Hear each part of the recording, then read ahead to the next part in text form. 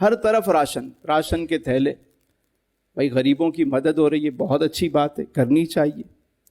اللہ نے جسے مال عطا کیا وہ غریبوں کی مدد کرے، صدقہ و خیرات کے فضائل ہیں، زکوٰۃ دینی چاہیے، سب کچھ صحیح ہے. مگر یار یہ جو ہمارا انداز ہے، کیا اس سے غربت میں کمی آ رہی ہے؟ غریب کم ہو رہے ہیں اس سے؟ سوچنے کا مقام ہے نا.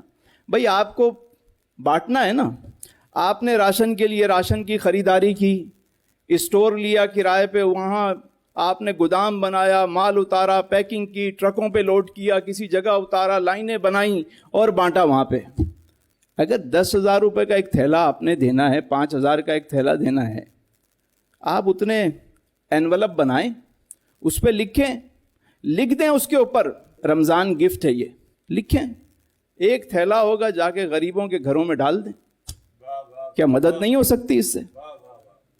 دھوپ میں لوگ نکل کے، عورتیں بچے، وہ صبح سے کھڑے ہوئے، ایک تھیلا 2 تھیلے راشن کے لیے، اور لمبی لمبی لائنیں چل رہی ہیں.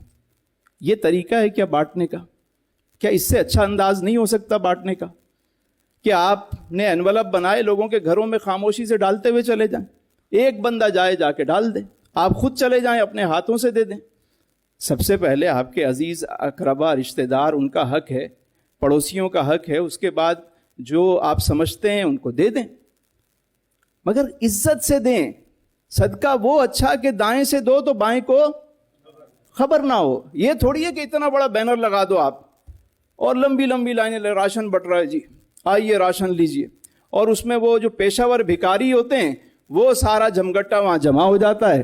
وہ جو بیچارہ مستحق وائٹ کالر، جو بیچارہ کیا کہتے ہیں اس کو، سفید پوش، وہ تو بیچارہ اس دھکم پیل میں وہ کہاں سے آگے جائے گا؟ اس کو تو شرم آتی ہے پہلے ہی کسی کے آگے ہاتھ پھیلاتے ہوئے.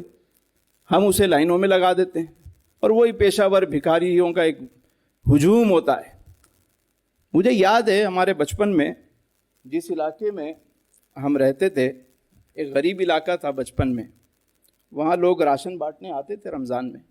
ہم بھی جتنے بچے تھے، نوجوان، تو وہ والنٹیئر جو ہے، وہ بھائی چلو کسی کے گھر میں، وہ بچوں کو کہتے ہوئے سارے جمع ہو جاؤ، تھیلے پہنچانے ہیں.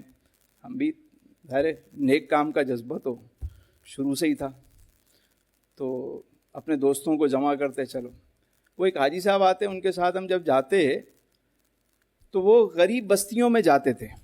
مگر ایک چیز دیکھیے، اب جو راشن تقسیم ہوتا ہے، اب یہ جو لنگر خانے کھلے ہوئے، ایک چورنگی پہ 4 لوگ بیٹھے ہوئے، 4 تنظیمیں. ایک ادھر ہے، ایک بکرا کھلا رہی ہے، تو ایک مرغا کھلا رہی ہے، تو ایک پتہ نہیں وہ شتر مرغ کھلا رہی ہے، تو ایک، چاروں ایک جگہ بیٹھے ہوئے. کیا اس جگہ پہ اتنی نیڈ ہے 4 افراد کی بیٹھنے کی؟ پوش ایریے کے اندر کیا پبلسٹی نہیں ہے؟ یہ مشہوری کے لیے نہیں بیٹھے ہوئے.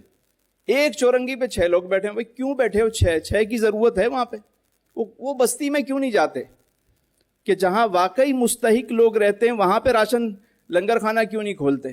کیونکہ وہاں کسی کو پتہ نہیں چلے گا، مشہوری نہیں ہوگی. غریب تو کھا لیں گے، لیکن یہ پبلسٹی کیسے ہوگی؟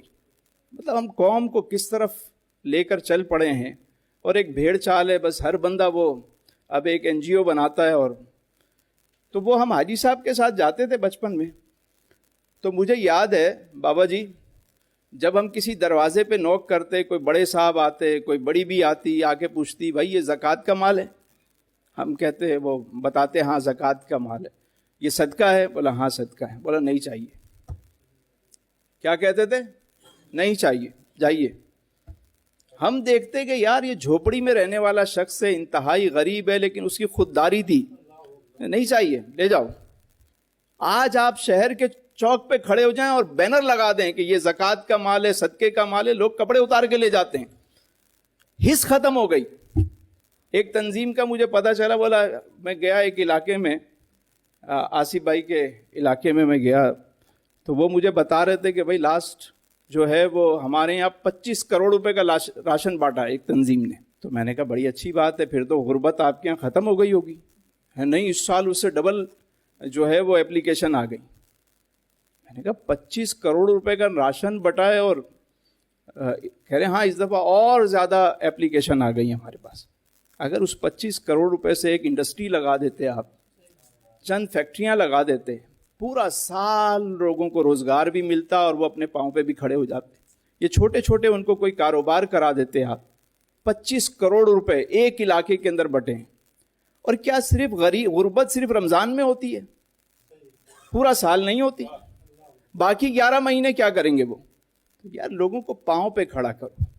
انہیں مچھلی لا کے دو گے، ایک وقت کے لیے وہ مچھلی ہوگی، لیکن جال خرید کے دے دو، مچھلی پکڑنے کا طریقہ سکھا دو، پورا سال وہ مچھلی کھاتا رہے گا.